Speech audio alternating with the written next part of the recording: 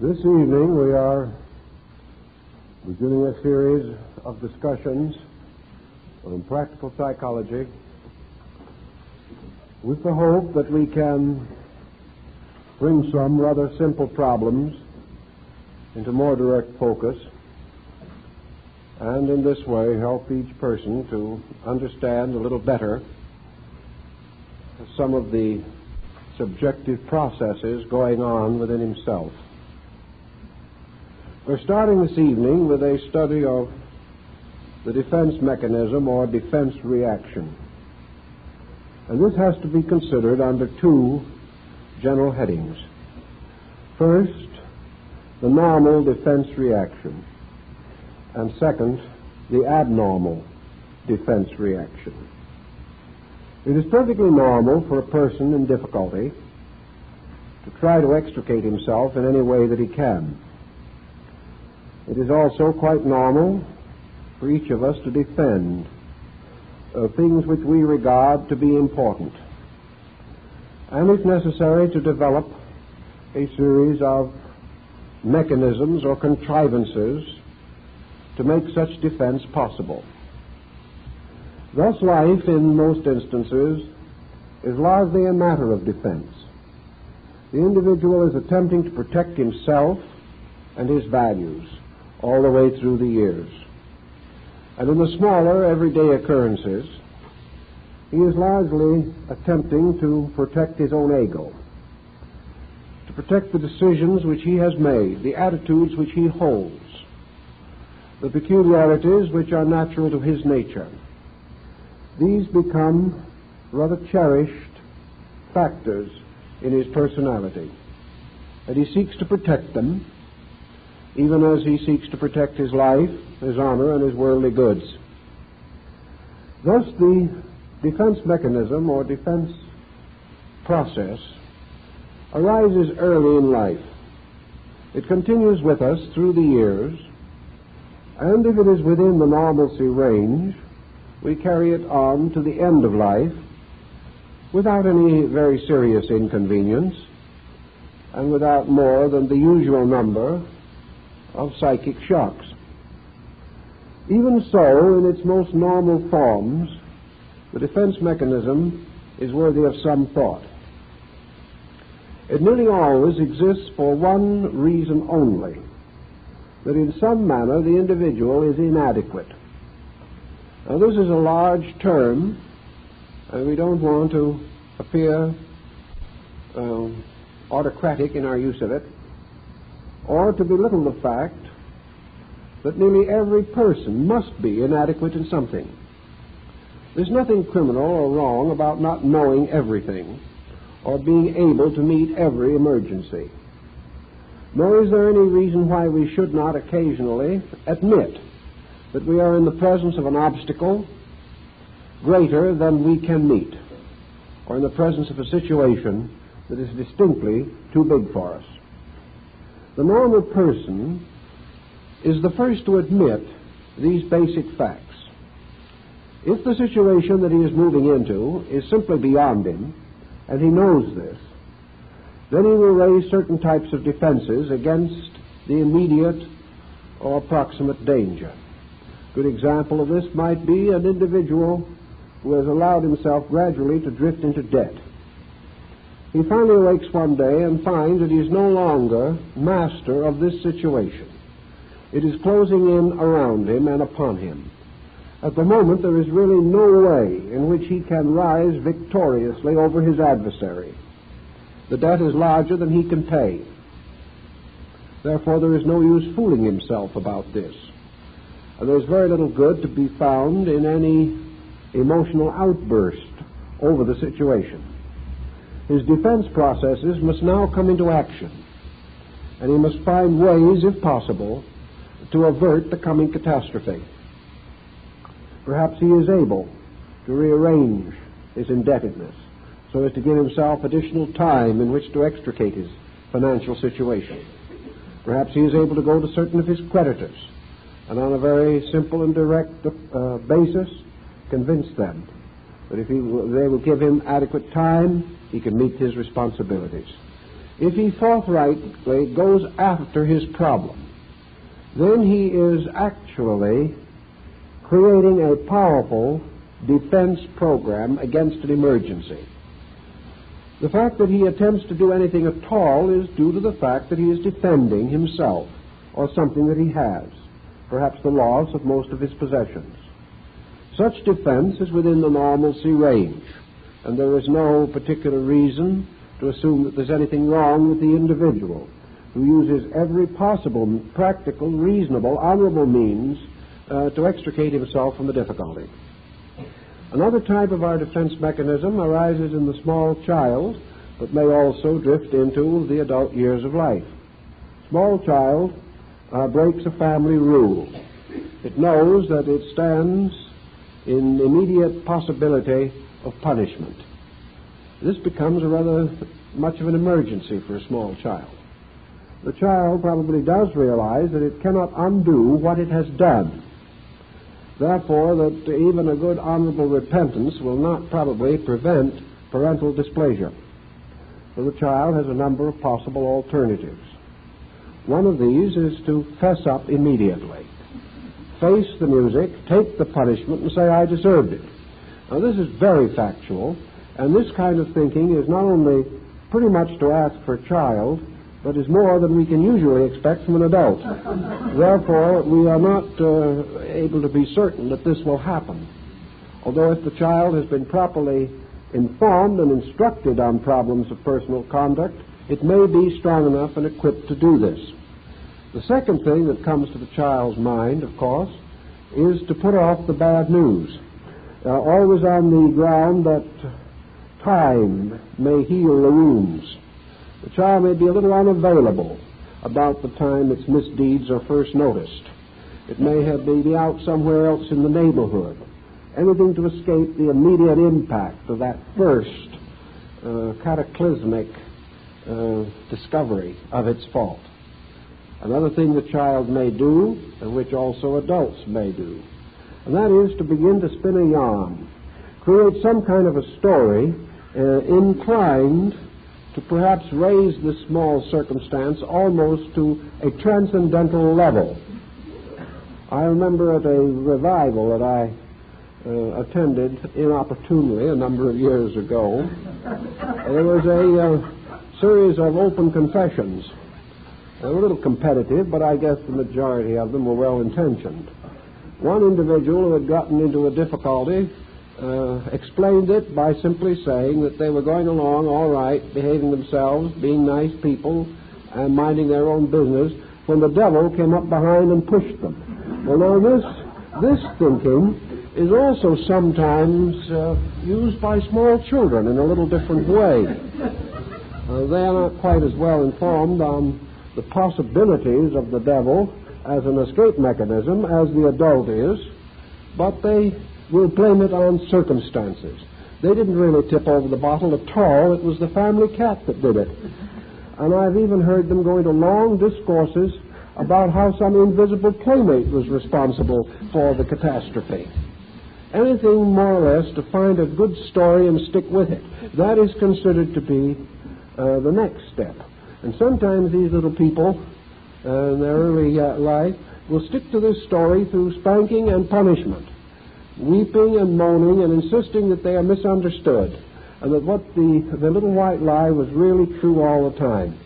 This is another way of attempting to hope that you are going to get out of a difficult situation. Another action, a reaction that is quite common to a small child under these conditions, is simply to break into tears, to become a little bit hysterical. And as the parent's scolding rises, the child becomes ever more miserable and thus works a little scheme which is also rather practical later in life if you develop a good technique for it. Another thing a child will sometimes do in a condition of this nature is simply lay a deep planned strategy. They will have some nice, pleasant, wonderful, kindly deed already in the foreground for the parents when they get home. So that the first thing the child does is begin to win the approbation of the parent on some other ground or for some other reason. they suddenly become very thoughtful, very obedient, very noble little creatures. And then the parent begins to look around for the broken bottle because they know that it's there somewhere. The attitude, it would have to be there because the child is obviously concealing something. This also happens quite frequently with adults. And you know the story of the man who brought the bouquet of flowers home to his wife on an unexpected occasion. She took the flowers, looked at him for a moment, and said, "Well, what did you do that was wrong?" We have this idea that if people get suddenly very nice, they are concealing something. And this is a problem with small children. But all these are different phases of defense mechanisms. They are simple ways in which the individual tries to escape from some kind of consequence that doesn't seem to be very attractive. Now we get into the same thing sometimes in a pleasant evening parlor discussion of some theme or matter. Someone who seems to be a bit of an authority and is pretty proud of the little that he does know comes into head-on conflict with a real authority on the same subject. This is most embarrassing and can cause several bad moments. As soon as the neo-authority discovers that he is bested, he has several possible courses of action. One is to admit it, sit down, and improve his mind. This is a difficult one, however, because it has a tendency to cause him to lose face. But sometimes it is better to lose face than it is to lose what is above the face. And the individual must have a choice of some nature.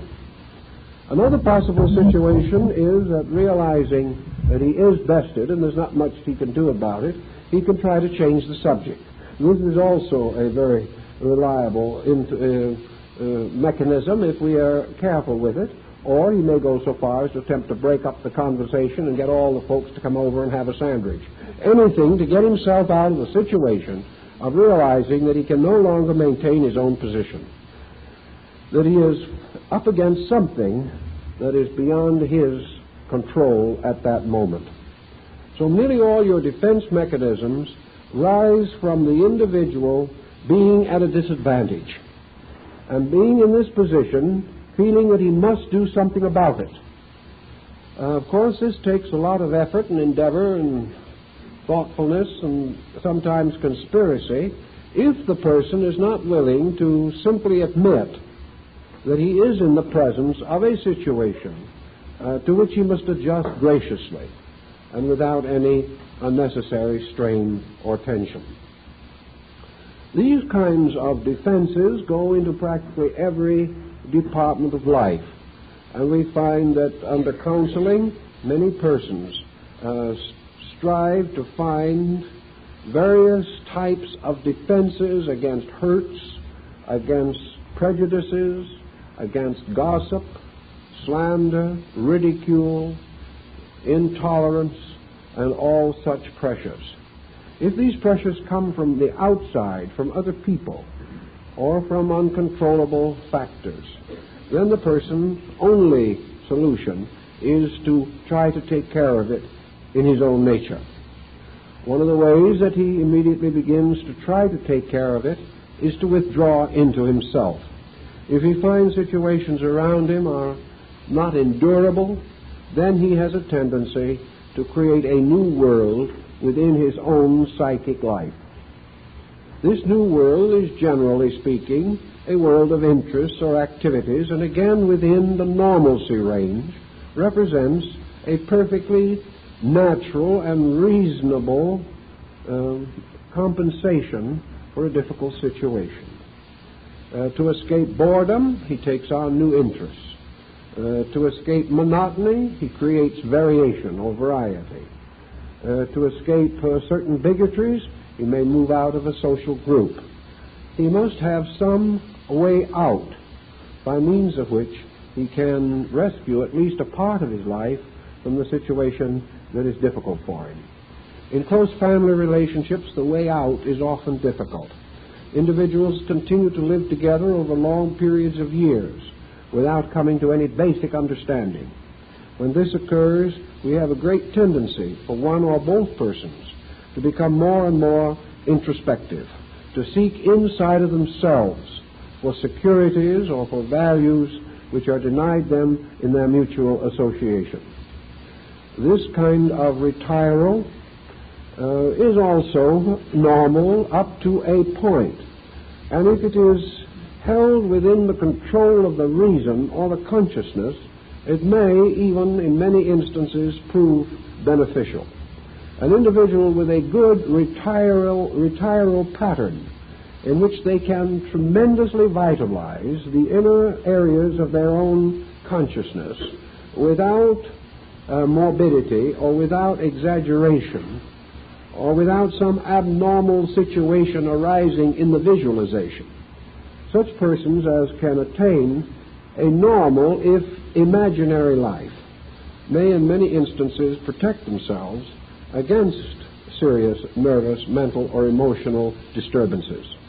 Thus, a happy life lived inside of ourselves is not necessarily bad.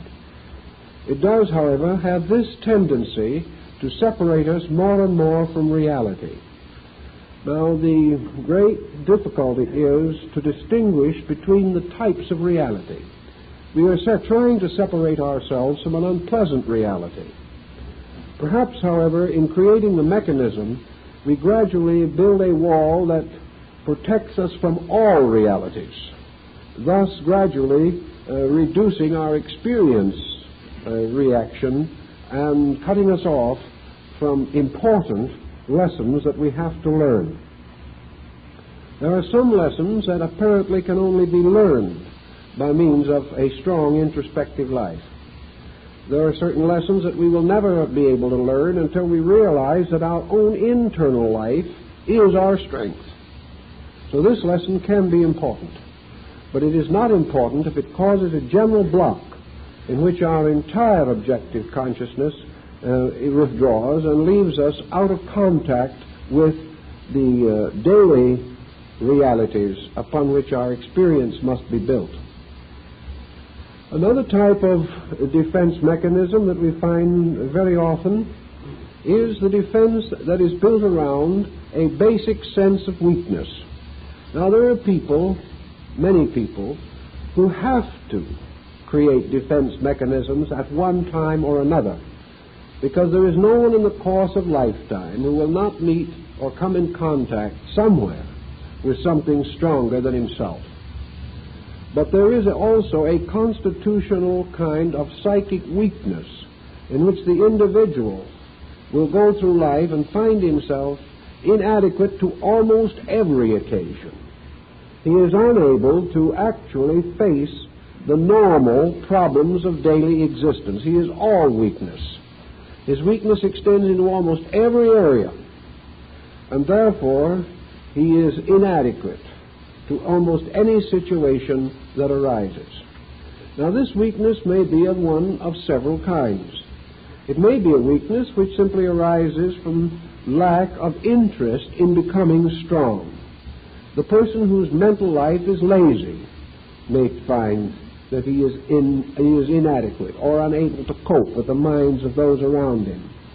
If he has neglected the cultivation of his own nature, if he has failed to improve his character in what ways he could, but has simply drifted along upon a surface very largely composed of doing as he pleased, he may come to almost any emergency ill-prepared. This type of person is therefore almost always on the defensive. Nearly anything in life is too big for him, and he must gradually develop an almost perpetual defense pattern.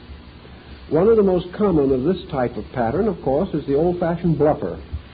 The bluffer is an individual who is trying desperately to convince other people that he has more ability than he really possesses. On another level, he may be the bully, who will keep on bullying until he meets the person who is really stronger than he is, and that's the end of that. Also, the negative kind of individual who attempts constantly to withdraw into a neurotic silence. There are two kinds of silence in this world. One is the silence of the very wise, who could say many things but choose not to, and the silence of the very foolish, who never had anything to say in the first place. Now, this twofold silence is not always easy to detect which one it is, but Many people regard silence as a great defense against making a mistake. It's like the old idea, you can't do many things wrong if you do nothing. But of course, doing nothing is itself the greatest wrong that you can perpetuate or perpetrate upon yourself and others. The individual can consequently retire into an almost complete inactivity, rejecting and refusing any situation which might be difficult to face. The weaker he is, the more he has to reject and refuse, until finally this becomes a chronic pattern in his temperament. If a person finding himself inadequate is willing to continue to condone this condition, he must, in the sense of a certain self-pride, try to conceal it.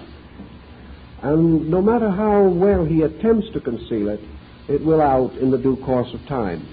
And whenever it does appear, it becomes a crisis. The inadequacy then suggests to anyone, it would seem, that the discovery that we are not sufficient to our ordinary needs should inspire us to do something about it. We should become more industrious, we should become better informed, more thoughtful, and attempt to develop those characteristics which we want other people to believe that we possess. This, however, is hard work and is not a particularly popular form of therapy. In fact, nearly everyone would rather take a sedation and forget about it. But if this goes along and drifts through the years, we develop certain temperaments and personalities which are not particularly ingratiating and certainly never carry us to any marked degree of success. We become drifters, floating along from one negative situation to another until we finally come to the brink of the ultimate negation, which is the end of life itself. Thus, in almost every pattern that we live in, we are trying to protect ourselves against hurts, protect ourselves against loss, protect ourselves against being shown that we are wrong. And this is one of the biggest protection problems that we have. Many people have developed a constitutional defense mechanism. They have arranged to live in a kind of world that never existed. By this process alone, they make all the rules of this world non-valid. They live in a world in which, very largely, they are the creator. The universe is run by rules which they have decided upon. God is the kind of being that they have affirmed God to be. And living in a private world, they are therefore comparatively free from the common vicissitudes of life. Of course, they are also free from all the valuable experiences which life could bring them. And the living in a private universe is a nice defense mechanism, but one of the most dangerous and also ultimately one of the least profitable. All these different patterns work into our daily relationships with each other. And there are very few persons who are able to sort of relax and simply be themselves without fearing they have to apologize or defend. The simple answer, as the Zen monks used to know and still practice, is that in all these problems of defense there is no disgrace in not being able to do that which is unreasonable. Therefore, there is no reason why we should not keep the currents of life clear by simply admitting the natural facts of things as we know them and as we experience them. We may in some cases pass through temporary setbacks as a result of this kind of honesty, but in the long run we will gain in stature and certainly enjoy more peace of mind. Because never mind how we figure it, every lie takes two more to hold it up, and by the time we get through prevaricating a situation or misrepresenting it, we are in far more difficulty than we would be if we said in the beginning, yes, I'm the one that made the mistake, now tell me what I have to do about it and let's get the thing cleaned up. This is the simple, natural way which we all fear. We fear it because of this instinctive dislike to be wrong. it almost seems as though if anyone criticizes us, they're criticizing God in proper person. That whatever this divinity is within us is hypersensitive and is particularly unhappy when it is chided for something. Actually, this self-pride or this egoism has become involved in our economic thinking. We feel that if we allow ourselves to be proven wrong in many things, that we will not advance economically or socially as well as someone else would. We're a little afraid, to be honest, in these things. But there are several reasons why we should give it a good hard thought, because honesty and dishonesty are habit-forming, and we cannot afford to develop the habit of mental dishonesty. It gets us into too many complications as we go along. We therefore can recognize the magnitudes of problems and try to keep them as far as we can in the open. A defense mechanism that we can understand, that we know why we're doing it, we know how we're doing it, and we know what it is attempting to accomplish. If we can keep it out there where we can see all shapes and forms of it, we're at least somewhat protected against the neurotic tendency. But if this process of defense becomes automatic, if it becomes an immediate and inevitable reaction arising in ourselves at all occasions, then we're beginning to get in trouble. So I think we can say that the average person in his defenses should give a little more thought to the facts and not permit himself to become emotional over his problems and his efforts to justify either himself or his course of action. This habit of justifying will inevitably ultimately cause us to try to justify something that is not right. Try to prove ourselves right when we were really wrong. And then we go into a form of mental dishonesty which we can't afford to cultivate. So in most cases, your defense mechanism is merely the inner resources of the person rising to meet an emergency. And it should be no more and no less than this, that we use the best we know and the best we have and the best we are to get ourselves out of some difficult situation into which we have perhaps come unknowingly, or through the connivance of other persons, or through perhaps some reasonable lack of knowledge for which we could not actually be blamed. The main problem always, therefore, is to look the whole situation over.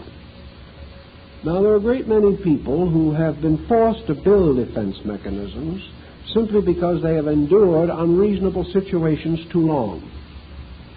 And when the person finds that he has to live by some form of artificial defense against a situation around him, then it is perhaps better for him to contemplate a very honest, head-on attack upon the situation itself. There are many persons who have ruined their lives trying to endure something, and at the end they have gained nothing. They were not appreciated, they were not thanked, they were not understood, and in many instances they were actually blamed for not having cleared up a situation much earlier.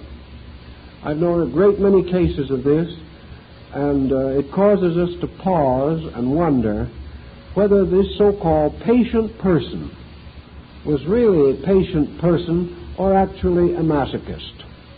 Many people feel a certain sense of virtue or value from suffering itself and allow themselves to become victims to self-pity mechanisms in their own natures.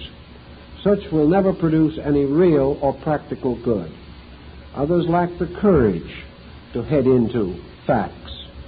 Others lack the honesty, because sometimes to clear up these facts may mean an economic loss.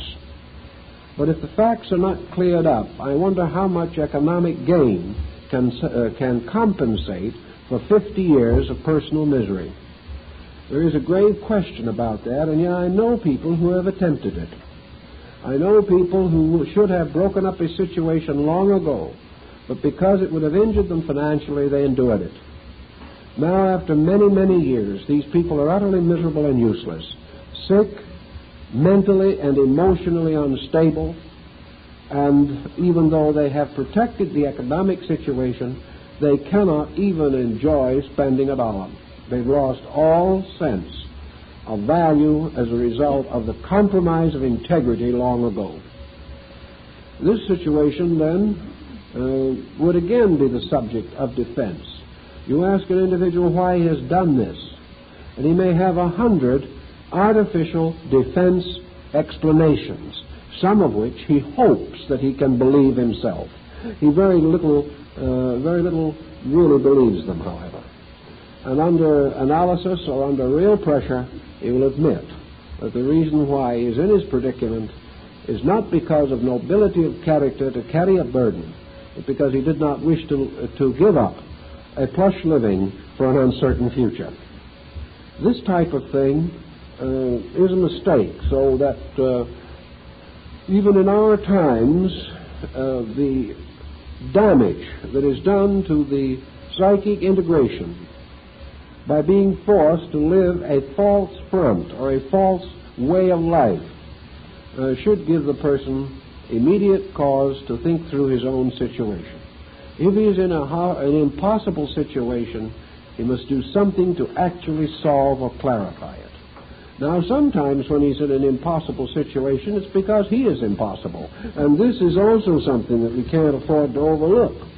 Many people blame others for characteristics that are essentially their own. One thing we know from many case histories, that it isn't always necessary for two persons to change for a situation to improve.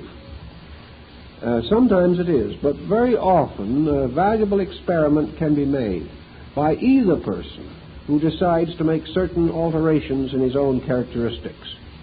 Sometimes we are in these difficult situations because our own temperaments make it hard for other people to be honest with us. They have fallen into the child defense mechanism. They also feel that they must retire, keep quiet, prevaricate, or invent in order to prevent a head-on collision with us. So if one person makes a reasonable adjustment, it will frequently correct the pattern to a degree that it can be solved with reasonable dignity. So wherever difficulties arise, it's not good to try to use some formularized solution to them. And it is not good to try to create mechanisms in which our own dignity is the first consideration. We can't make it work. There are times that we just can't be dignified and honest, and therefore it is far better to be honest. We have to sometimes face the simple fact that we've made a pretty bad mess out of something. This may in itself clear up the situation more rapidly than we realize. Now, all these together form certain general situations which we say come within the range of the normal person. There are things that we all do, tricks that we have all played at some time during life, and escapes that we have all looked for, even if we haven't succeeded always in finding them. But now we come into something that becomes a little more dangerous, and that is your defense mechanisms in connection with the abnormal, or the person in whom these mechanisms do not represent merely moods, but are warnings of deep-set tendencies or trends that can lead to mental disease. And here, of course, is where everyone wants to stop short and take a very careful look at himself and the way of life which he is living. Nature has shown us frequently and repeatedly that no way of life that is itself essentially unreasonable can result in good for the person who tries to live it. The life of the person must be a natural, simple, direct, honorable existence, or he will be in trouble. This kind of trouble can get pretty confusing as we go along. But now let us imagine that the small child that we were telling you about a little earlier, said that actually she didn't tip over the bottle. The family cat did it. She knows when she says this that she is lying. Now, this in itself means that she is a comparatively normal child. But I have known cases in which, having created the pattern, the child gradually came to believe that the cat had tipped over the bottle. And this is where it gets complicated. This is where suddenly the individual is no longer in control of their own lie. Something has happened. And this happens very many times in very many ways. The individual suddenly accepts his own defenses or escapes as real. They are no longer instruments which he can control and use as he sees fit. These instruments become the realities and turn on him. This is one way in which we produce a first-class neurotic. This is the case in which an individual who has used some form of escape device has used it so long and successfully that suddenly it turns and begins to use him. It is like a monster of Frankenstein. It turns on its own inventor. And this happens in a great many different ways. People who start out controlling the psychic exaggerations of their own minds end up as narcotic addicts end up, hopeless victims of their own bad habits. So there comes a time in which, instead of the individual defending himself, he defends his own defense of himself. He may say, when someone blames him for something, that he does not feel well, or that he's had a bad headache, or something of that nature, thus trying to excuse himself. If he keeps this up long enough, he will have the headache. The headache will develop within him. The escape mechanism will gradually take over the dominance of his psychic life. And the mechanism creation which he has fashioned becomes more and more his true self. Now, in the course of various defenses against pressures from the outside, we may not always be entirely consistent. I've noticed, and many psychologists are aware, that as the individual has several different mistakes which he can easily make in life, he has to have several different patterns of defense and escape to take care of these mistakes. Sometimes his defenses are not even consistent with each other. Sometimes he will plead one situation to get out of a certain pattern, then he will plead the opposite in order to get out of another pattern. Little by little, he may break up his personality into a series of sub-personalities, each one of which is lustily engaged in defending some phase of his own ego.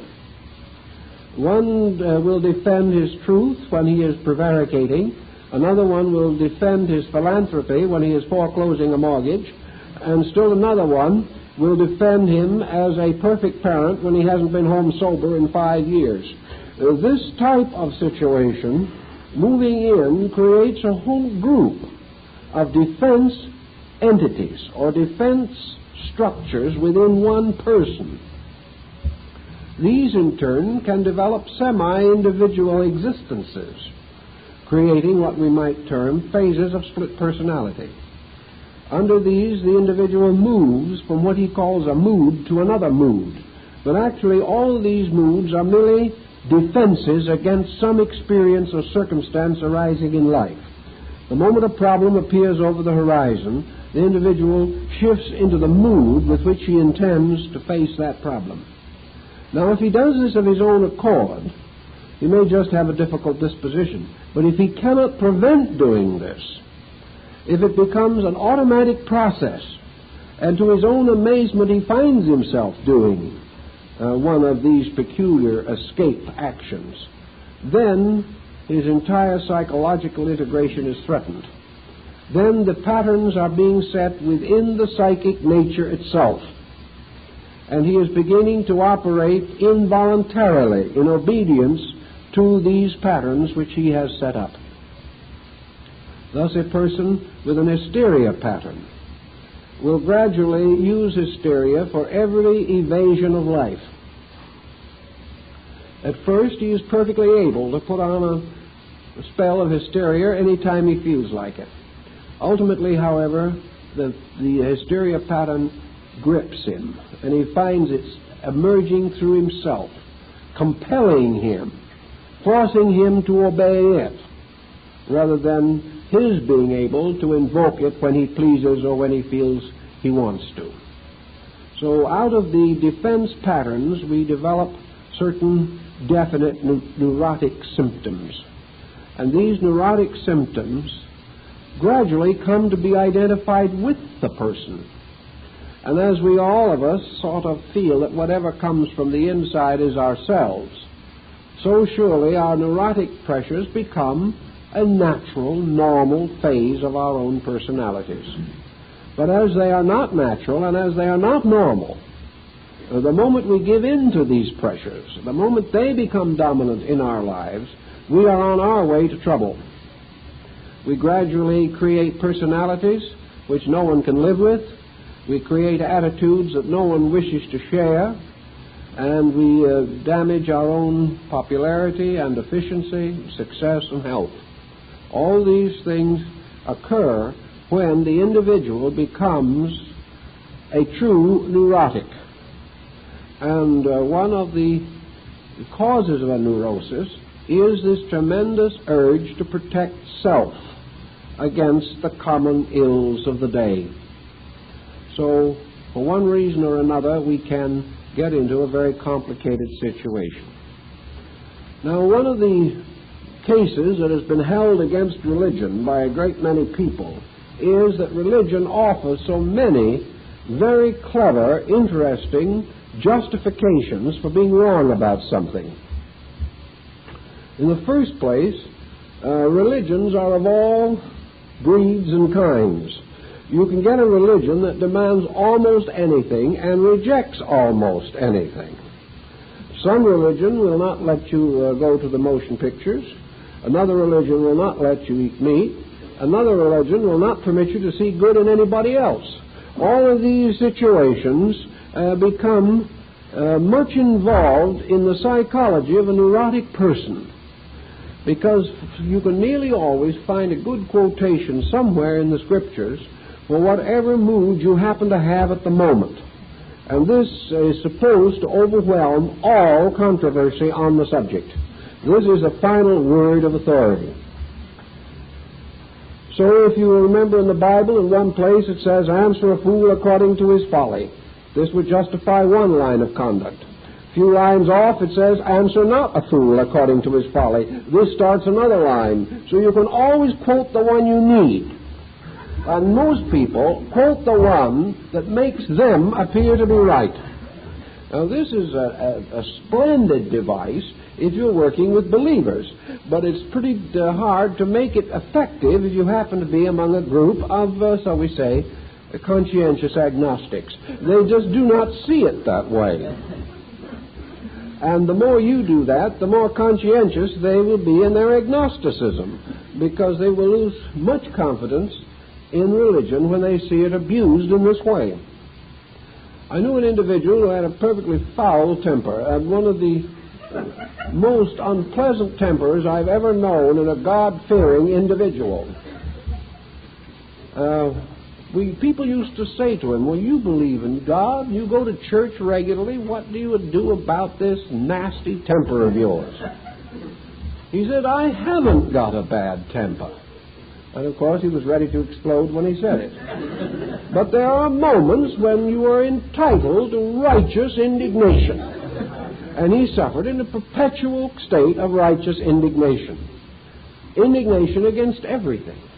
And yet he was perfectly convinced that he was a good, devout, honest, God-fearing citizen. But he had found one way to escape by reading all the cases in the Bible where the Lord lost his temper. And if God can do it, there seems to be no reason why he couldn't. He carefully avoided all quotations about agreeing with thine adversary quickly. He read the part that pleased him. Now, I know a great many persons also in various lines of religious thinking have used other phases of religion as a means of defending themselves in an emergency. I've even heard good theologians try to do it to physicists and biologists. I can't say they were very successful, but as far as they were concerned, they were well satisfied with the result. No one else was. But any way in which you can force your point to make it stick by some means that seems to be reasonable or logical. You may be considered even unreasonable, but if you're considered devout at the same time, that's a big help. That takes the edge off of it. It's always wonderful to suffer for your beliefs. And when you can't suffer for anything else, there's a chance of that. And lots of folks make the best possible use of this opportunity to be miserable. The whole situation always centers on this one situation, this one axis point, namely the person cannot accept the fact that he can be wrong. It's just something that hurts us all the way through to the bone. Occasionally we have to admit it, but even then we really feel that we're just being humble. We're really better than we even want other people to think we are. All of these situations lead to habit structures that are peculiar, to say the least. Now, let's imagine for a moment that you are one of those people that does have a quick temper. Perhaps you have a virtuous thought in the fact that you get over it quickly and you don't hold grudges. That's one nice, that helps, and it is good. But if you don't hold grudges, why not stop the temper before this?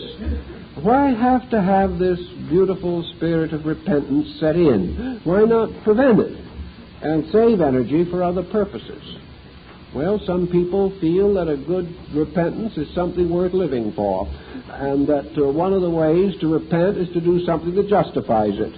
And I know among the Slavonian people in southern Europe and so forth, southeastern Europe, there are religious sects that really almost recommend individuals sin regularly in order that he can have a good wholehearted repentance about once a month.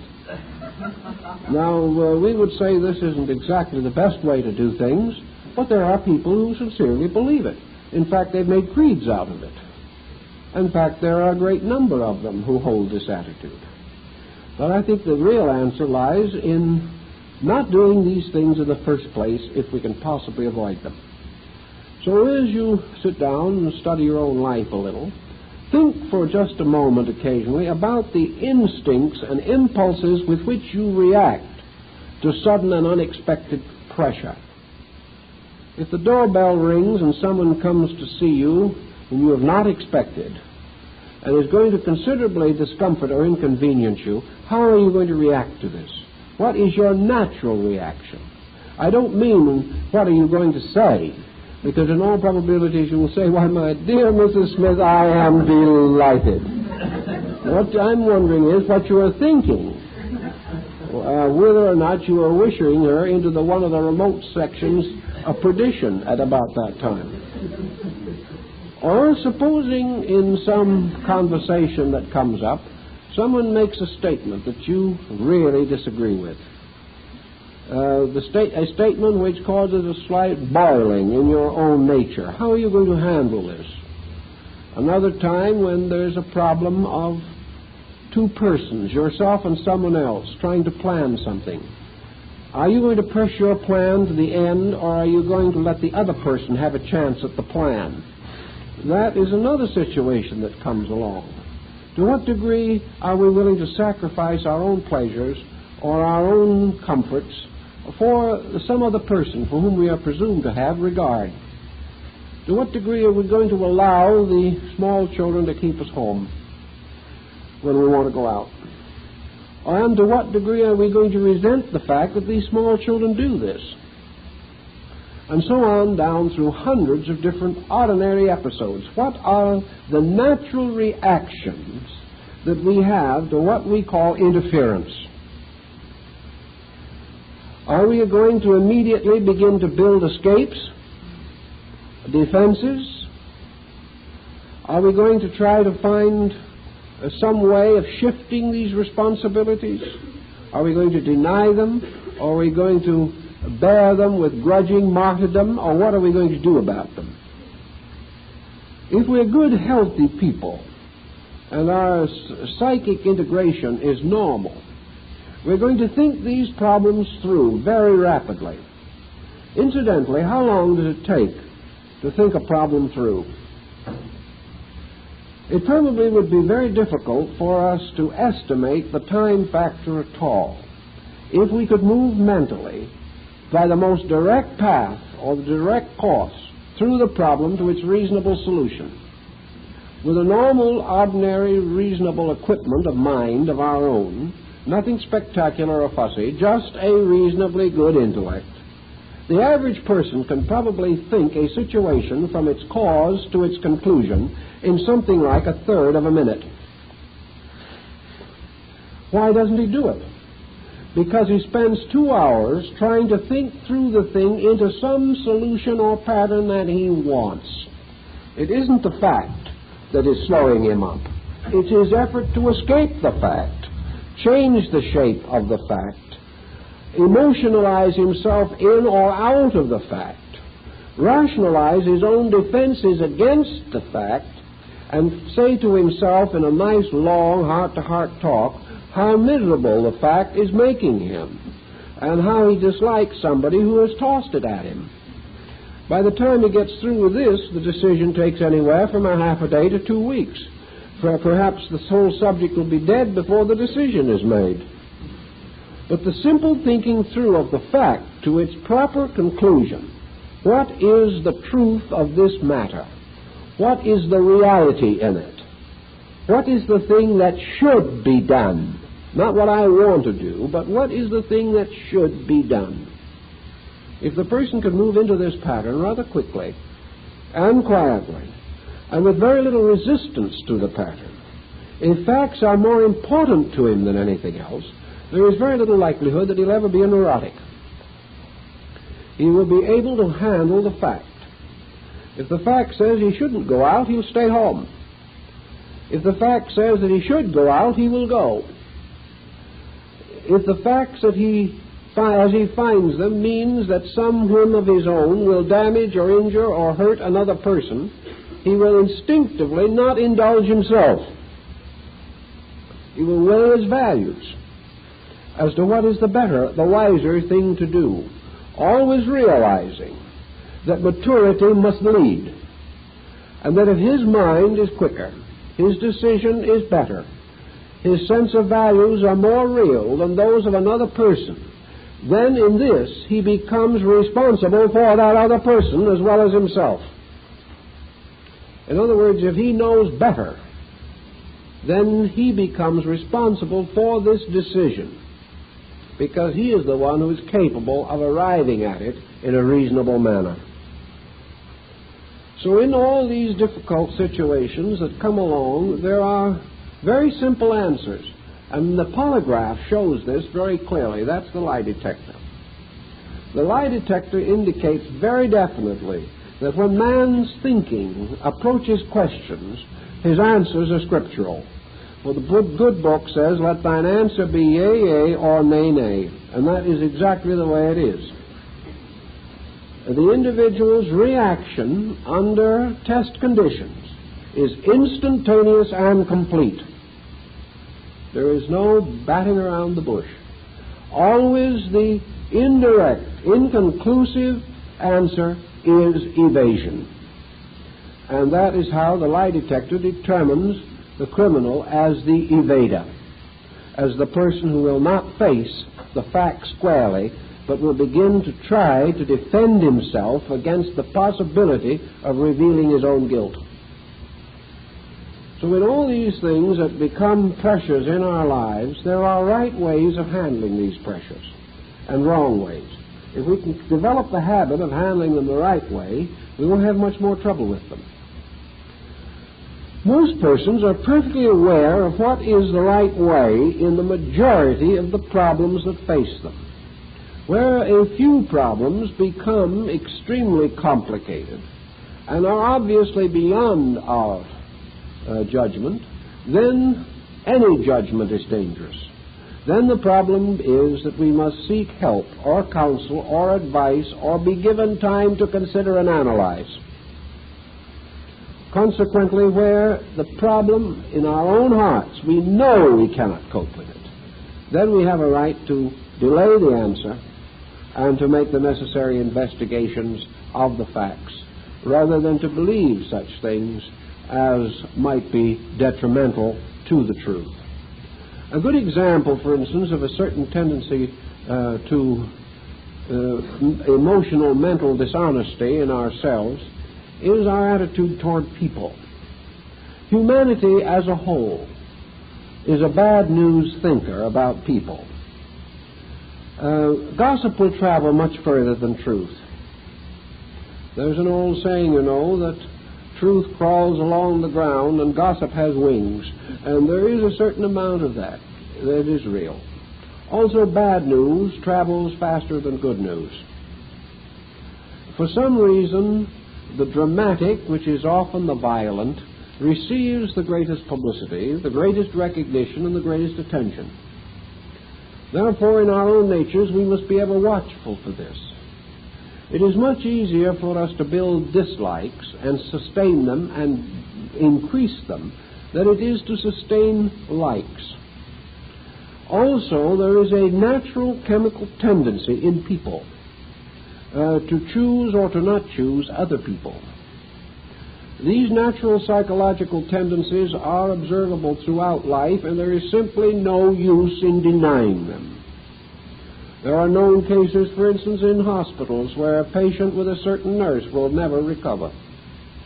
The nurse is perfectly sincere, perfectly efficient, but there's a personality clash that will never do any good. A different nurse and the patient begins to improve immediately. There are persons in life that are simply unable to establish close psychic affinities, either in family or in friendship. This does not mean that we have to dislike these people, but it does mean that they are not going to be successful as intimate friends of us or of the individual with whom they do not have this psychic affinity. However, the absence of psychic affinity often leads to an entirely more difficult and dangerous situation. Having a certain psychic resistance against these people, we are most certain to agree with any bad report we hear of these people. We know that anything that is said against them must be true. Anything that is said for them is probably untrue. And pretty soon we begin to build up strong likes and dislikes which are based actually only upon psychic pressure in ourselves. Now, the pressure may be natural, but to build this pressure into attitudes means that we have to be a little unfair somewhere along the line. The proof of this is the opposite situation, in which we have lovingly defended, protected, supported, and suffered for absolute rascals simply because we did have a certain psychic affinity for them. So just as surely as we can like the wrong people, so we can dislike people without any real justification. This justification as we have it may be purely psychological. I know people who have instinctively disliked persons simply because they resembled other individuals with whom this person had had difficulty at some time. A tone of voice, a mannerism, is a great help. Also, in the humor quality, we have cheerfulness. And cheerfulness is a natural temperamental asset which will cause us generally to look for good in something. It may get a little platitudinous, it may wear thin in spots, but at the same time the generally cheerful attitude, not a frozen cheerfulness that ignores difficulty, but one which takes difficulty in stride and decides that in spite of the clouds that are hanging over at the moment, the sun is still shining somewhere, and we might as well begin thinking about that sun instead of those clouds. This sense of humor, this cheerfulness, this natural desire to see the good in things and the happiness in things is very valuable, because it helps us to keep out of trouble, and if we're in it, it does seem to make it easier to get out, and also easier for other people to help us out if the emergency should arise. We find that humanity in general favors the cheerful person and is more willing to go out of their way to help them. Now, the opposite of this is the melancholy soul. And melancholia is usually a phase of neurosis. The melancholic person is the one who has managed to gradually sell himself a totally negative bill of goods. He has managed to impress upon his own nature the futility of life, the innumerable evils of existence, and has gradually destroyed all sense of adventure, all sense of acceptances of the different situations of living. There's no person who is in a more desperate situation than one who is completely sorry for himself. He not only is a burden to his own life, but he is futile in his effort to make any valuable contribution to any other phase of life. So as melancholia comes along, it should be regarded as a definite symptom of psychological illness and should be treated as such. Now, the psychologist tries to tell us just what kind of a person would be a good normal type for today. I don't agree with the psychologists on all of these theories of adjustment. I don't think there's anything particularly to be gained by trying to assume that the atomic age is one of the most beautiful periods in history. It would seem to me this is just a superficial, a meaningless attitude. Nor would I say that if we adjusted to society as it is, we'd be happy, because society isn't happy. And all the adjustments we can make to it wouldn't prevent us from all still sharing in most of the miseries of our kind. I don't think that those are the foundations upon which normalcy can be considered. But psychology does also have some rather broad, general statements about things that are more or less obviously true. One is that a person should be very much like a ship on a good deep ocean. He wants to keep off the rocks, that's obvious. But a ship isn't in the bottom of the sea, it isn't in the air overhead. The ship is sailing on a sea. Part of that ship is underwater, invisible. And there is the place where most of the cargo is carried. The ship is therefore balanced between elements. Its upper structure is above water, its tonnage is below water, and it is living on the surface, but with certain depth factors involved in its nature. A man has to live upon the surface of the life that he knows. The surface is here and now. The surface is the day with its problems and its conditions. In order to be successful, the individual must, however, have a certain concealed part of his own nature, that which is below surface, or behind surface, or, for that matter, from a mystical standpoint, above surface. But it has to be the more or less intangible security for tangible living. And the individual, therefore, cannot afford to drown in a sea of circumstances, and neither can he afford to be unaware of the great element of ocean on which his little ship is sailing. He is trying to direct his course between the world of mind and the world of body. He is trying to live in space and in matter. and he is suspended between these two in a kind of middle distance.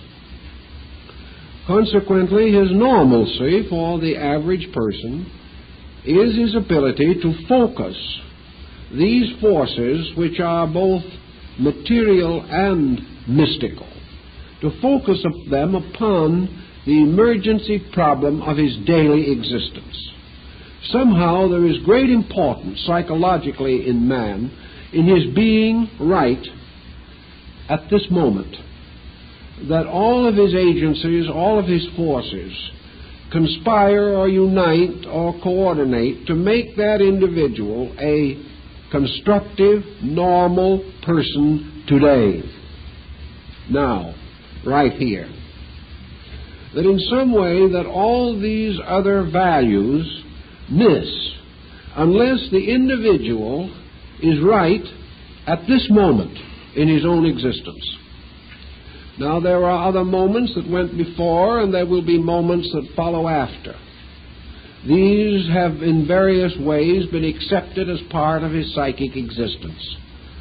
But the individual, if he is right at this moment, at the immediate instant, proves pretty well that he has handled his past wisely, and also proves pretty well that he will be able to confront his future wisely.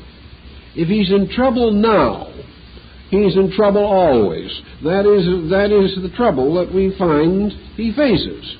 If he's in trouble now, he didn't get over the past troubles. If he's in trouble now, he's going to give his own miseries as a priceless heritage to his own future, which is going to have more trouble. So there is something very important about working this problem out immediately. And his present condition is in some way the story of himself. His past has made him what he is, and he will make his future according to his own existence. So if he's in trouble now, this is the only time in which a remedy can be factually and practically applied. And what kind of a person is in trouble? A person who is by nature unhappy. He is in trouble. An individual who doesn't look forward to tomorrow with any kind of relish whatever is unhappy and not adjusted. An individual who can't bear criticism, particularly of his own conduct, has something wrong that has to be made right. The person who doesn't know that he can be better tomorrow than he is today is also in trouble. A person who is perfectly satisfied to do nothing and let the days follow each other in an endless course is likewise in trouble. The practical person is the one who takes hold of things now, and as a result of that does not need to escape into the future or defend the past. So defense really has much to do with past action and escape with future action. There are millions of people who live in a kind of psychological utopia. There are better times coming by and by. But I never met one of those people who ever lived to see them. The better times that must come now, or else they will never come. The individual to whom the present is only a sad interlude, an anteroom to some unknown future that could be better, is missing not only now, but destroying the future that he is hoping for. In the same way, a person who lives heavily and miserably upon his own past has indicated that he has found no digestive power within his own psychic nature. He has not been able to transmute anything. He's never been able to outgrow a disaster. The disaster lives, and he is the one who is perishing. The inability to transform the past into something constructive. The inability to sense that in the problems through which we have passed, we find the strength for the solution of these problems. In other words, if we've solved them, we are now free from them. But if we haven't solved them, here they are, waiting as they have always waited for us to do something about them. To meet this kind of thinking, we have to sit down somewhere along the line and try to figure out just what we are now. Just what kind of people are we? Are we really in the normalcy range? Not only in terms of psychology, but in terms of universal law and purpose. Are we really in a condition to go forward into the next day or the next year of life with a fair certainty that we will be victorious over the common problems of our days? Or are we going forward with a desperate hope that the days are going to change so that we will not have to? Most people are hoping that times will change. They do. They get a little worse all the time, as far as most people can observe. And they will continue to do so until we start getting better, because so-called times are just ourselves moving into tomorrow. If we can't get along with ourselves today, we can do no better tomorrow. In fact, it'll be a little worse because the habits are deepening all the time. So look over the tendencies to defenses and escapes with which you yourself may be burdened. How is your attitude toward the rights of other people? Do you really, honestly, and honorably believe that other people are entitled to every consideration that you consider appropriate to yourself?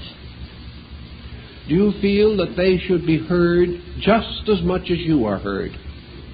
Do you feel that they are entitled to the same patience and understanding to which you are entitled?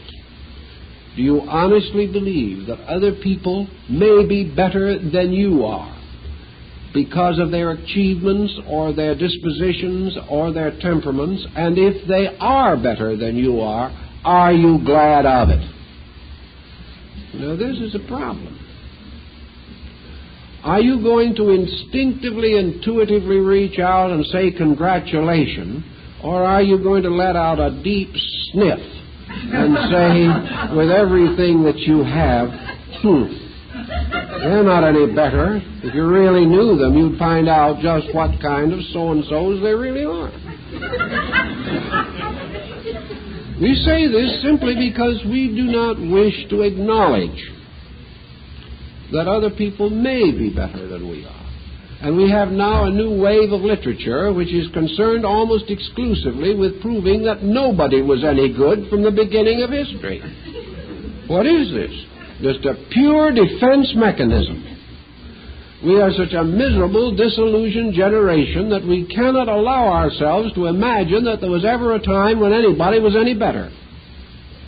So our modern theater, television, radio, and literature is simply one vast sniff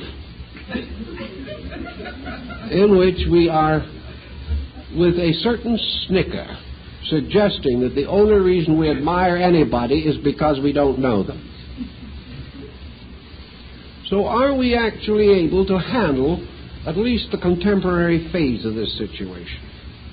When we hear something unpleasant about a person, is our first thought to come to their defense?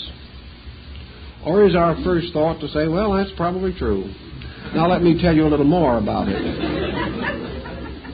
Or that you should have heard what I heard. What is our attitude on this? When we are talking about a person behind their back, do we simply suddenly stop talking and say, we can't say anything unless they're here to defend themselves? You know, that would be an end for a large part of conversation, especially nowadays. When we're dealing with the problems of other people's religions or their faith, do we look down with pathos upon some poor old Orthodox soul because they haven't received the extra illumination that we possess? Are we honestly able to simply realize that each man's path to God is through his own heart, and that the simple person, worshiping in a simple way and keeping a simple conviction, may be far better than a person who knows much more but does not keep his convictions so well? Are we thinking constantly of how we can make other people seem better, seem more real and more vital? Or are we simply always taking the attitude that in some way the good of every other person is an insult to us, and the misfortunes that have fallen to other people can only remind us how much greater our own have been? This negative situation is really habit-forming and has caused a great deal of trouble. It's just a matter of getting down and trying to think these things through. Because one way of defending our own smallness is to attack the largeness of anyone else. This isn't the answer at all. The answer is to get larger if our smallness is recognized as in our way.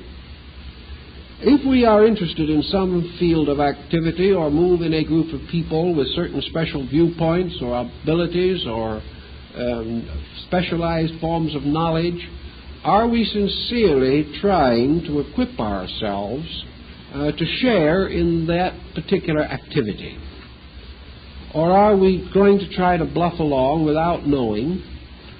Or are we going to take the attitude that some take in the presence of learning? Well, all these learned people don't know anything anyway, they just talk. Now, maybe it's true. I've heard some so-called learned people who talked magnificently for hours and said nothing. It's quite a problem in learning. A great deal of learning is simply a form of intellectual gymnastics. There's no possible doubt of this. But in any particular case, is it true? That's the question. Sometimes we will find that the learned person is learned. Sometimes we will find that the wise man is wise. Sometimes we'll find that the very simple man is wise. These things we cannot tell by any pattern. Are we trying to live by unsemantic generalities? Are we trying to say that everyone who considers themselves learned is a fool in disguise? If we take an attitude like that, we're going to lose an awful lot in life. Are we going to take attitude that all of a certain class are dishonest, that all of a certain profession are crooks? Are we going to take these attitudes? If we do, the chances are 10 to 1 we're going to meet people in all these classes who are fine persons, honest persons, and well-intentioned persons. Are we going to therefore adjust our thinking, or are we going to keep on talking exactly as we did before? How are we thinking these things through? How are we thinking through problems of intolerance, prejudice? How are we working with our emotions and our attitudes as times come along? Do we find that every interference is an insult? Do we find that this tremendous drive to do as we please prevents us from being able to bend to any gracious situation for any other person? Have we forgotten the graciousness of giving of our own attitudes? Are we trying to dictatorially take over whole areas of life where other persons have rights, but where we do not wish to admit these rights? Is there a little sneaky selfishness floating around in here somewhere? Do we want to always be a center of attention? Are we working little conspiracies to keep our children from getting away from home and building lives for themselves? Are we trying in some way or another to make life easier for ourselves always at the expense of someone else? There are times in this pattern when we'll know it. But if it goes into a pathological degree, then we won't know the truth anymore.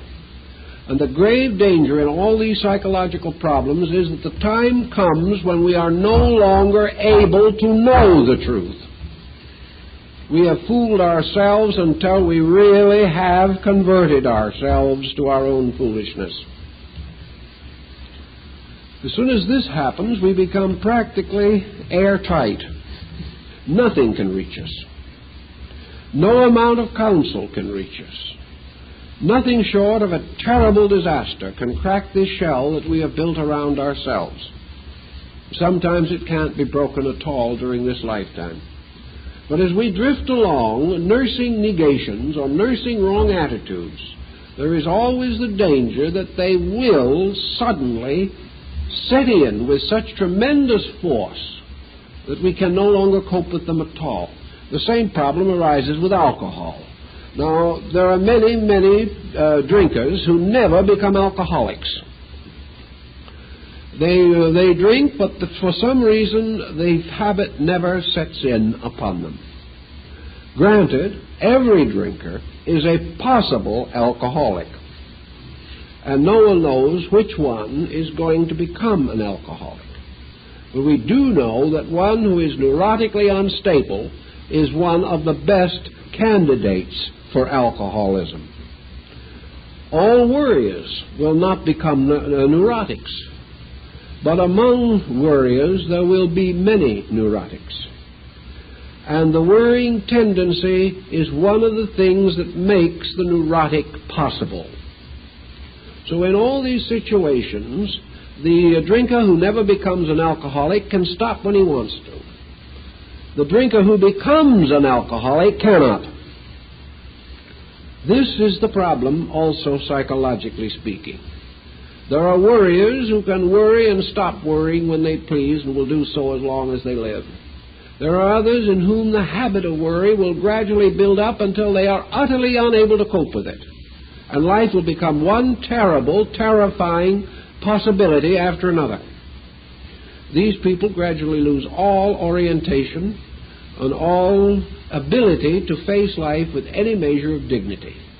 Now, we cannot say which critical person is going to gradually become the psychotic critic. There is no way of knowing, except we do realize that the less stability there is in the first place, the more easily it's lost. And the individual whose psychic load is already heavy is the one most likely to finally come under a general neurotic situation. If there is a sufficient measure of objectivity in the personality, however, the neurosis may be avoided. But it isn't safe to assume that any one person is going to be lucky in this. It is far better to remember that we have 50 million neurotics, and therefore that everyone is an admirable candidate and likely to become more and more involved. Now, there are certain philosophical systems, teachings, and ideas that help a great deal with this problem of neurosis. And an individual who has an adequate philosophy of life and begins to believe it has a great many possibilities of escaping from the pressure of mechanisms of all kinds. If he believes in a lawful universe, if he believes that he has to work out his own salvation with diligence, if he believes that he's in the place he has earned for himself and the only way he can get out is to outgrow it, if he really believes these things, he will not be a neurotic. If he actually and honestly feels that the universe in which he exists is a product of good, is wisely governed, and that he is here for a purpose, and that that purpose is right, he has a pretty fair security against most of the troubles of life. If he adds to this that which philosophy so strongly emphasizes in principle, but which unfortunately American philosophy has not emphasized, namely the importance of creativity and the surrounding of his essential program of life with adequate side interests to balance his way of life. If he has interest in music, interest in art, interest in fine things, and at the same time has a fairly adequate central polarity in his job, his work, his family, his home, and things of this nature, he has a pretty good chance of escaping the pressure of neurosis. If, however, he is not reasonably well integrated, he can proceed along foolish lines or be led into foolishness by others and gradually lose this center of security which is essential to him. Normal children, for example, generally speaking, do not psychologically suffer from what might be termed the common circumstances of life. There are a great many families, for instance, in which perhaps through a broken home or through death, Children are deprived of some of the intimate association of parents. Sometimes it is necessary for these children to be placed in schools and things of this nature, due to the circumstances that factually prevail. Or these children who might have had rather luxurious lives may suddenly be forced to a much more economical way of living. These situations do not normally damage the child. The child is not damaged by facts. The child is damaged by delusions. And as the child grows older, if there was some misunderstanding as to the circumstances, and the child finally sees that the best possible was done, that everyone acted with sincerity, and that all reasonable steps to protect the child's right were taken, the child is seldom seriously damaged. The child is not damaged by normal punishment or correction for real faults. The child is not damaged because it is not over-privileged. The child may feel badly at the moment, but the child is much more apt to be damaged and admit it from many luxuries than from the lack of them. Therefore, the honest relation of facts to people will not normally seriously damage people. The thing that damages is the dishonesty that works into these patterns, the ulterior motives that come out, the selfishness and self-centeredness which the child may not be able to understand but which it feels.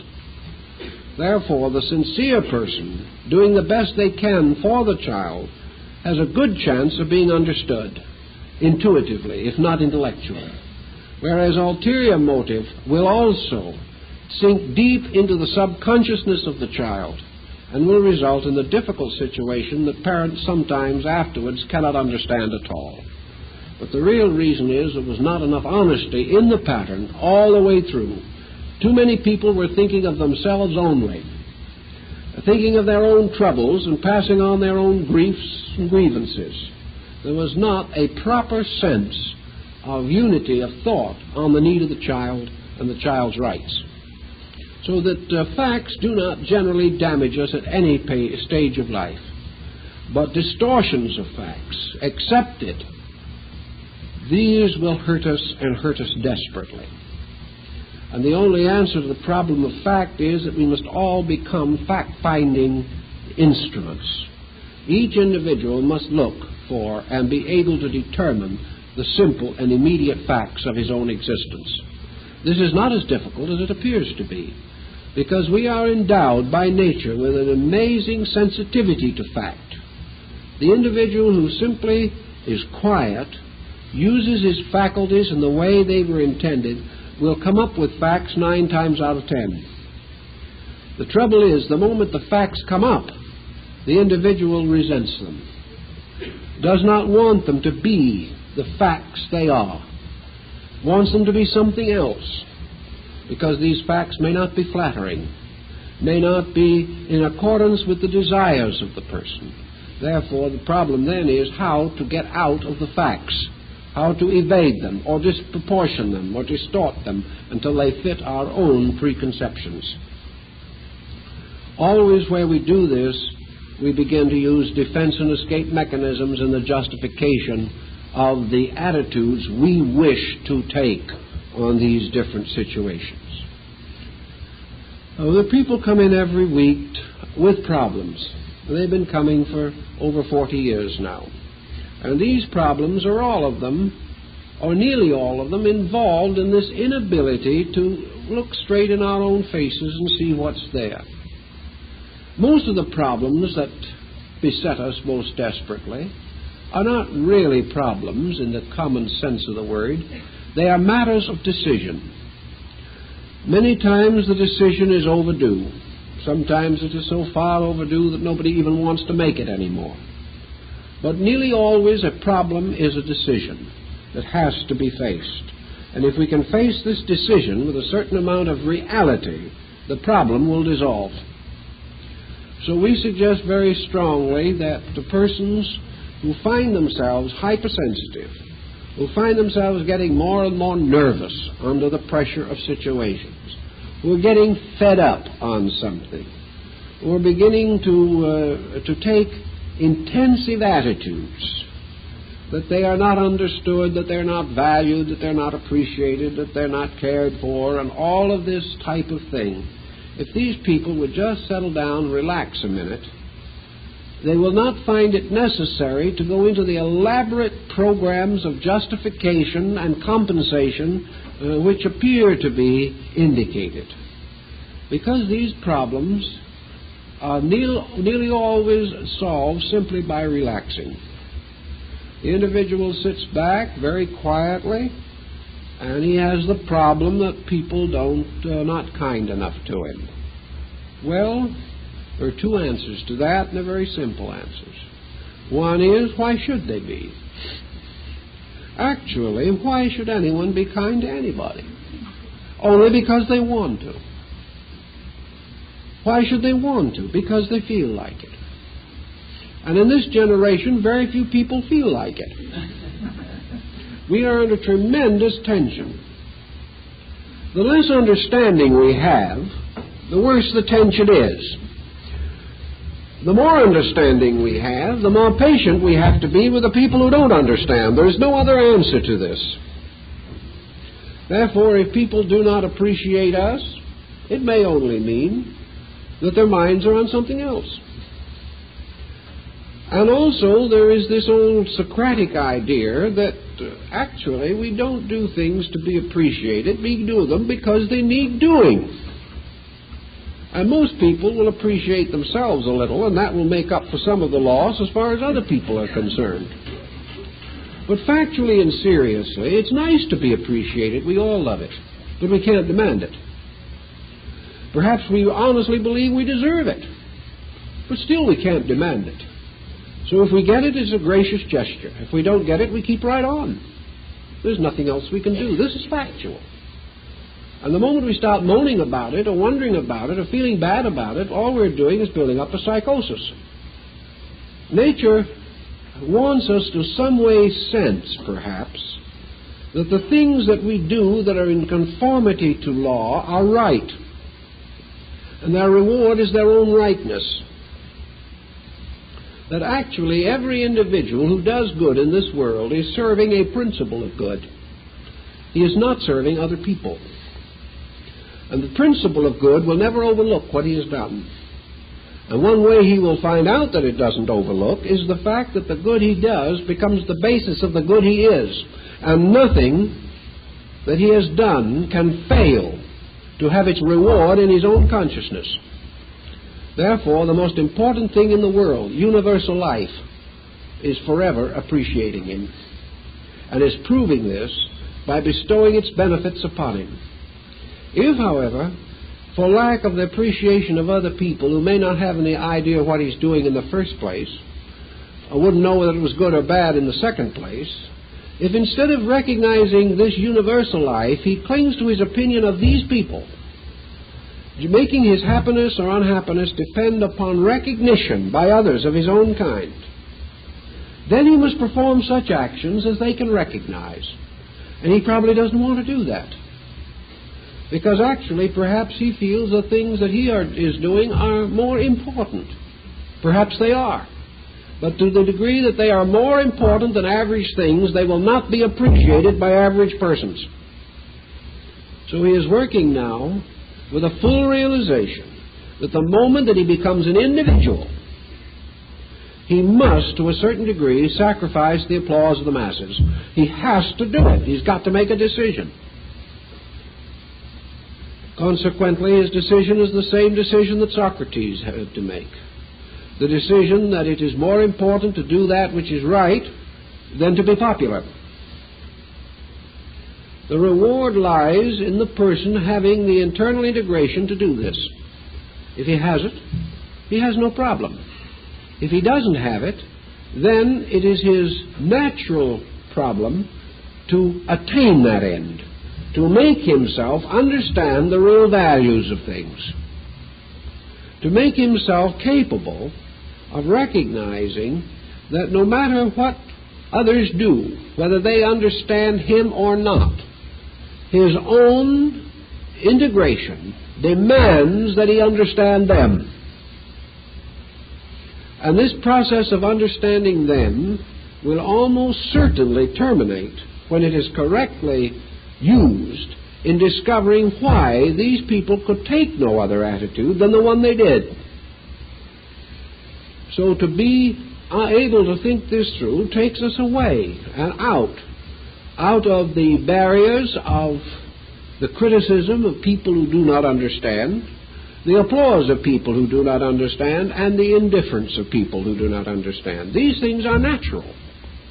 And the person who understands has security because his understanding must tell him these things.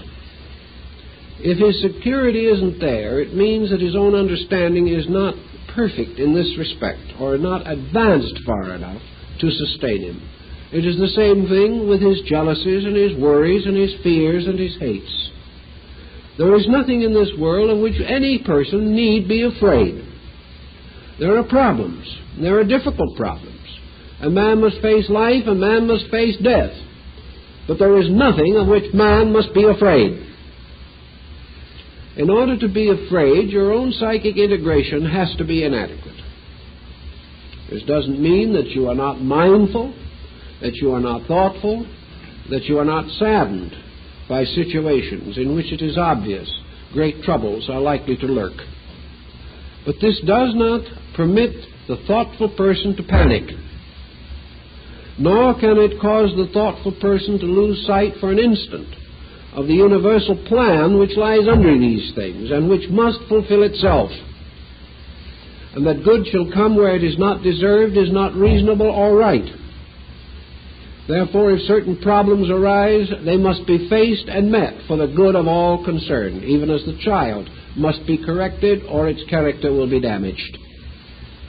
So the individual does not have to be afraid. He does not have to criticize others. He does not have to feel neglected or forlorn or alone. He does not need to be melancholy over anything, because the problems that face him are natural problems, which can be handled by natural means if he will not distort them with imagination. It's always to keep the facts straight. And that is the simple way by which we preserve our own mentalities. The moment the thoughts get out of order, our basic mind begins to lose its integration. And if we permit all kinds of confusion to take the place of fact, the mind is unable to bear confusion beyond a certain degree. And under constant confusion, it begins to break. It shows too much exhaustion. And the person of today does not exhaust the mind by its use. He exhausts it usually by abusing it. He exhausts it by burdening it with comparatively worthless problems, by involving it in meaningless controversies, and by exhausting its resources in the maintenance and defense of emotional excesses. If the mind is cleared from these things, it can think straight.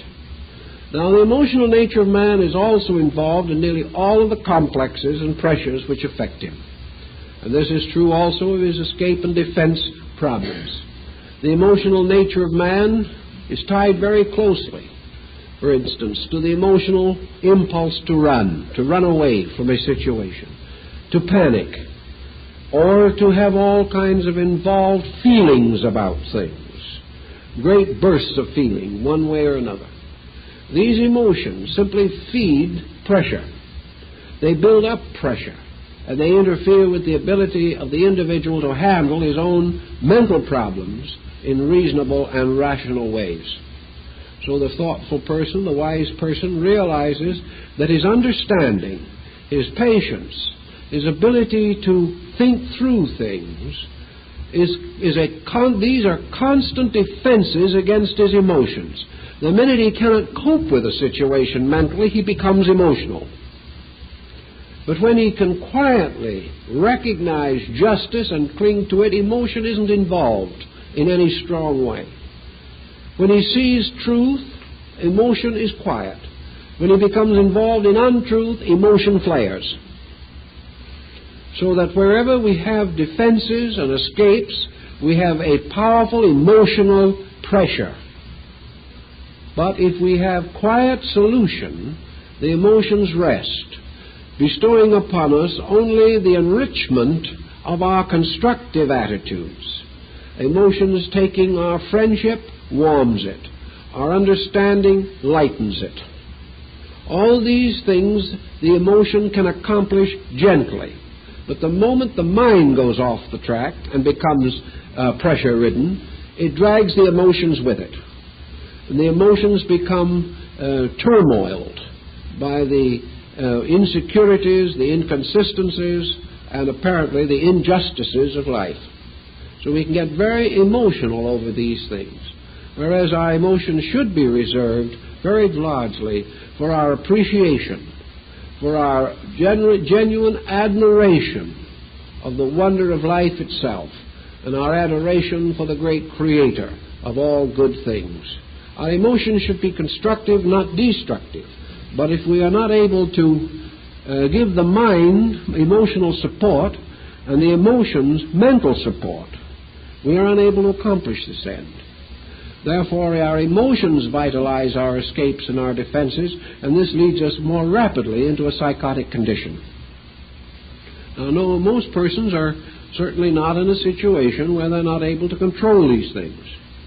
But most persons are not in a condition in which they are getting the maximum support from their own minds and emotions. There are some habits by which we are wasting or draining off energy to support notions, opinions, complexes, or fixations, or in which we are using energies to support our weaknesses rather than to correct our weaknesses, or are using energy to tear down other person's virtues rather than building our own. So wherever there is a waste of energy, we have a attendant lack of efficiency and gradual depletion of vitality. Whereas the proper use of energy is a continual exercising of the energy factor. And energy rightly used renews itself. Wrongly used exhausts itself.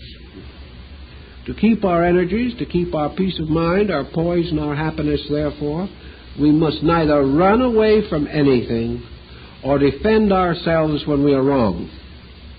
Instead of building defenses and escapes, we must gradually insist upon the immediate solution of problem by fact. This is the kindly thing. The most loving thing in the world is the truth. And where we try to love people by protecting them from the truth, we do very little good. We must protect them for the truth, and we must inspire them with the truth in their own consciousness. These things lift our responsibilities. A few simple concepts, and we set another person upon a straight way of life. Whereas if they live with us through years of our own evasions and intemperances, they have gained nothing and perhaps have lost a great deal of ground. So we say that the problem of the escape mechanism, the defense mechanisms, these are problems which we can solve by sitting down quietly and saying to ourselves, is there anything that can make us create this defensive attitude or force us into a panic to escape? Is there anything we're running away from? Is there anything we're building an artificial defense against? If these exist, think them through, work them out, and if the knowledge is inadequate, gain new knowledge, so that the individual can live without being afraid of any pressure, but able to accept pressure quietly, transform it into experience, and grow with it or by it into the next step of his own life. If he does these things, he will be pretty safe against the neurotic dangers of the so-called polar mechanisms, the mechanisms which affect adversely the lives of most human beings. Well, I guess that's all for this evening, folks.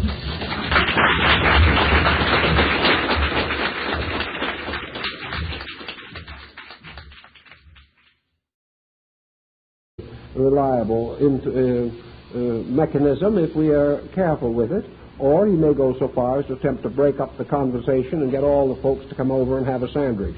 Anything to get himself out of the situation of realizing that he can no longer maintain his own position, that he is up against something that is beyond his control at that moment. So nearly all your defense mechanisms rise from the individual being at a disadvantage and being in this position, feeling that he must do something about it. Of course, this takes a lot of effort and endeavor and thoughtfulness and sometimes conspiracy if the person is not willing to simply admit that he is in the presence of a situation to which he must adjust graciously and without any unnecessary strain or tension. These kinds of defenses go into practically every department of life, and we find that under counseling, many persons strive to find various types of defenses against hurts, against prejudices, against gossip, slander, ridicule, intolerance, and all such pressures. If these pressures come from the outside, from other people, or from uncontrollable factors, then the person's only solution is to try to take care of it in his own nature. One of the ways that he immediately begins to try to take care of it is to withdraw into himself. If he finds situations around him are not endurable, then he has a tendency to create a new world within his own psychic life. This new world is, generally speaking, a world of interests or activities, and again within the normalcy range, represents a perfectly natural and reasonable compensation for a difficult situation. To escape boredom, he takes on new interests. To escape monotony, he creates variation or variety. To escape certain bigotries, he may move out of a social group. He must have some way out by means of which he can rescue at least a part of his life from the situation that is difficult for him. In close family relationships, the way out is often difficult. Individuals continue to live together over long periods of years without coming to any basic understanding. When this occurs, we have a great tendency for one or both persons to become more and more introspective, to seek inside of themselves for securities or for values which are denied them in their mutual association. This kind of retiral is also normal up to a point, and if it is held within the control of the reason or the consciousness, it may even in many instances prove beneficial.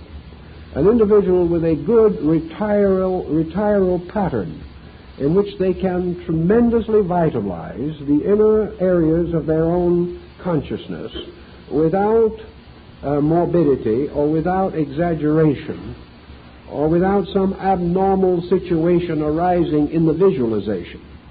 Such persons as can attain a normal, if imaginary life, may in many instances protect themselves against serious nervous, mental, or emotional disturbances.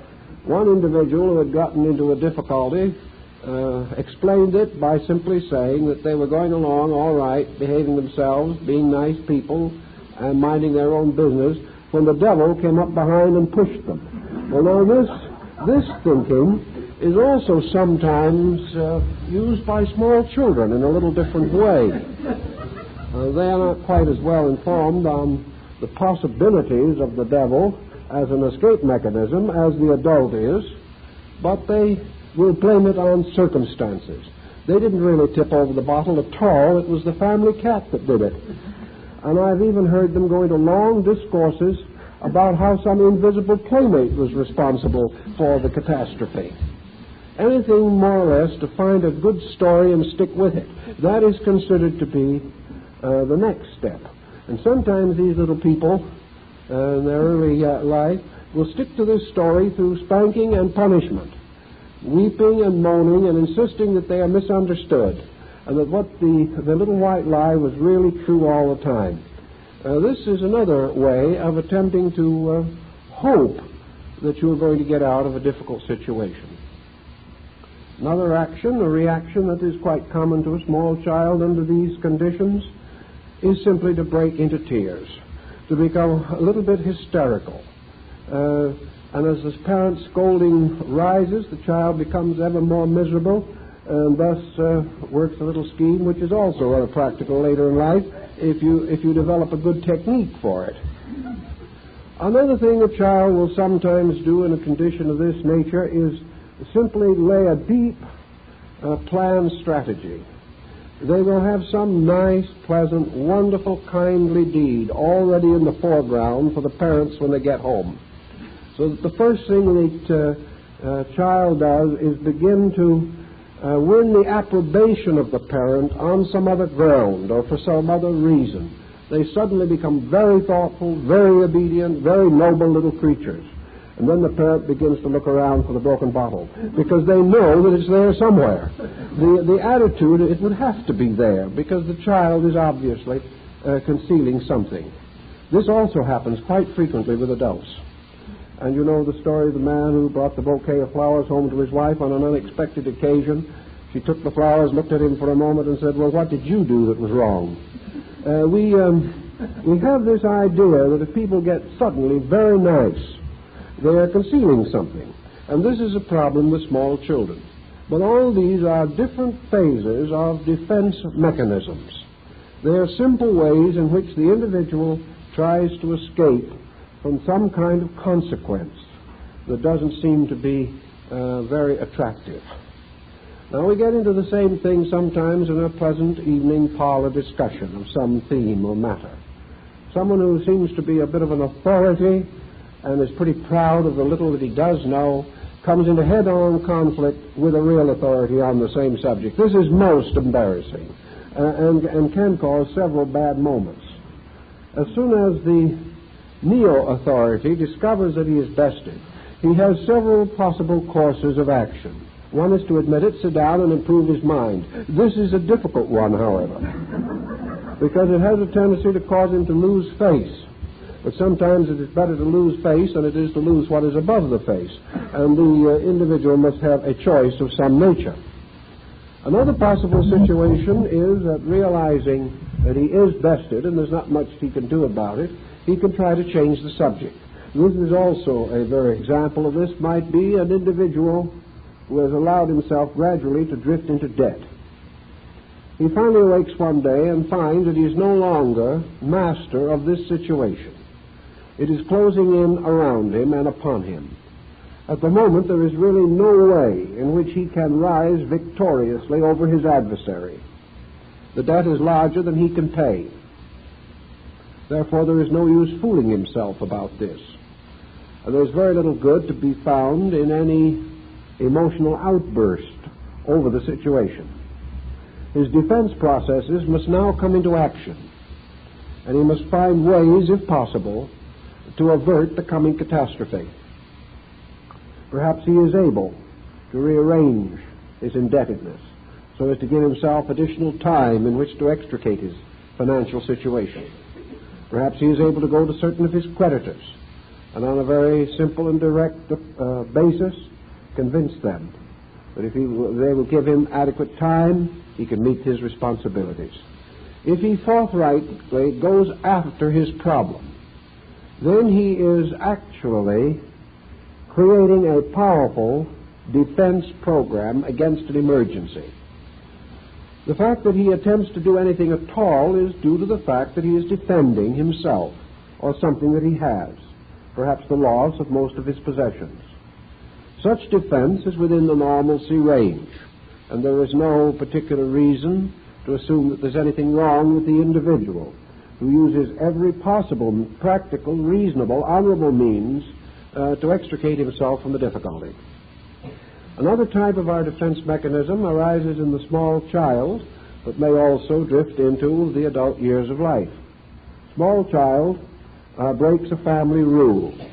It knows that it stands in immediate possibility of punishment. This becomes a rather much of an emergency for a small child. The child probably does realize that it cannot undo what it has done. Therefore, that even a good honorable repentance will not probably prevent parental displeasure. So the child has a number of possible alternatives. One of these is to fess up immediately. Face the music, take the punishment, and say, I deserved it. Now, this is very factual, and this kind of thinking is not only pretty much to ask for a child, but is more than we can usually expect from an adult. Therefore, we are not able to be certain that this will happen. Although if the child has been properly informed and instructed on problems of personal conduct, it may be strong enough and equipped to do this. The second thing that comes to the child's mind, of course, is to put off the bad news, always on the ground that time may heal the wounds. The child may be a little unavailable about the time its misdeeds are first noticed. It may be out somewhere else in the neighborhood, anything to escape the immediate impact of that first cataclysmic discovery of its fault. Another thing the child may do, and which also adults may do, and that is to begin to spin a yarn, create some kind of a story inclined to perhaps raise this small circumstance almost to a transcendental level. I remember at a revival that I attended inopportunely a number of years ago, there was a series of open confessions. They were a little competitive, but I guess the majority of them were well-intentioned.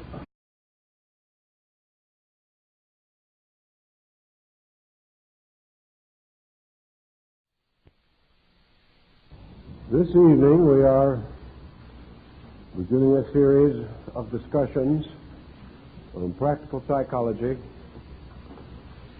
with the hope that we can bring some rather simple problems into more direct focus, and in this way help each person to understand a little better some of the subjective processes going on within himself. We're starting this evening with a study of the defense mechanism or defense reaction. And this has to be considered under two general headings. First, the normal defense reaction, and second, the abnormal defense reaction. It is perfectly normal for a person in difficulty to try to extricate himself in any way that he can. It is also quite normal for each of us to defend things which we regard to be important, and if necessary to develop a series of mechanisms or contrivances to make such defense possible.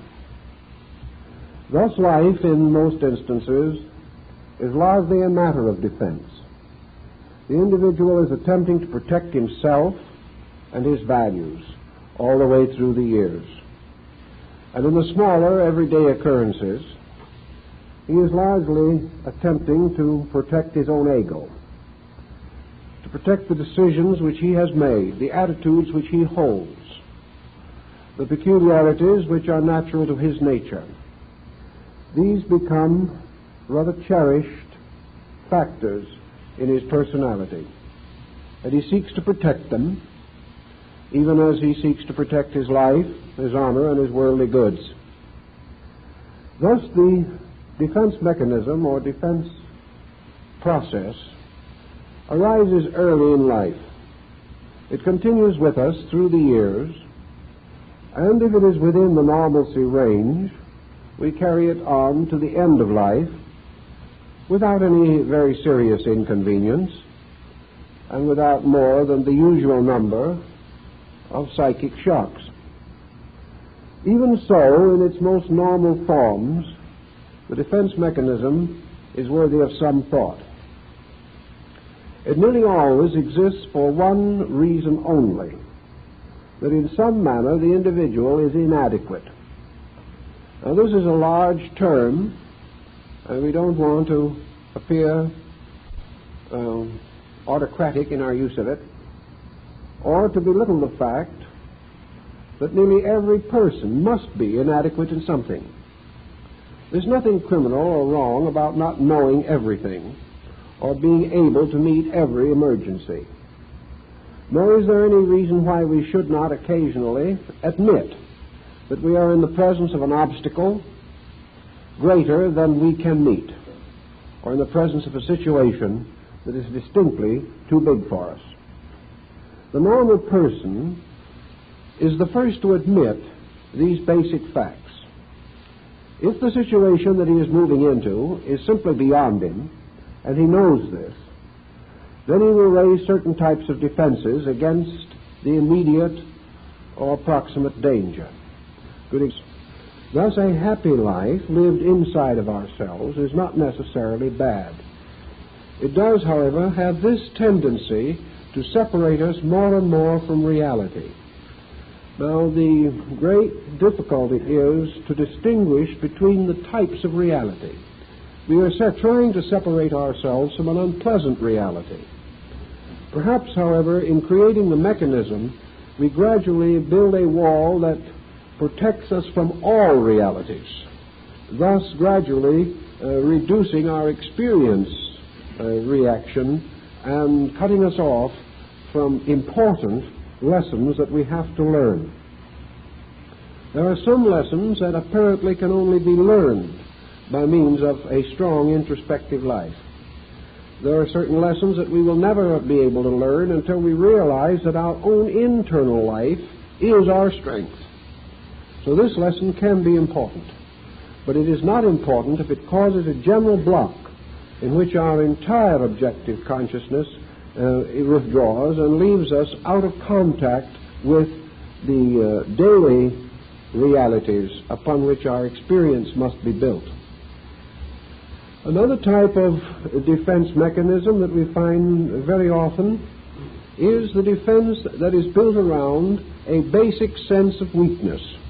Now, there are people, many people, who have to create defense mechanisms at one time or another, because there is no one in the course of lifetime who will not meet or come in contact somewhere with something stronger than himself. But there is also a constitutional kind of psychic weakness in which the individual will go through life and find himself inadequate to almost every occasion. He is unable to actually face the normal problems of daily existence. He is all weakness. His weakness extends into almost every area, and therefore he is inadequate to almost any situation that arises. Now, this weakness may be of one of several kinds. It may be a weakness which simply arises from lack of interest in becoming strong. The person whose mental life is lazy may find that he is inadequate or unable to cope with the minds of those around him. If he has neglected the cultivation of his own nature, if he has failed to improve his character in what ways he could, but has simply drifted along upon a surface very largely composed of doing as he pleased, he may come to almost any emergency ill-prepared. This type of person is therefore almost always on the defensive. Nearly anything in life is too big for him, and he must gradually develop an almost perpetual defense pattern. One of the most common of this type of pattern, of course, is the old-fashioned bluffer. The bluffer is an individual who is trying desperately to convince other people that he has more ability than he really possesses. On another level, he may be the bully, who will keep on bullying until he meets the person who is really stronger than he is, and that's the end of that. Also, the negative kind of individual who attempts constantly to withdraw into a neurotic silence. There are two kinds of silence in this world. One is the silence of the very wise, who could say many things but choose not to.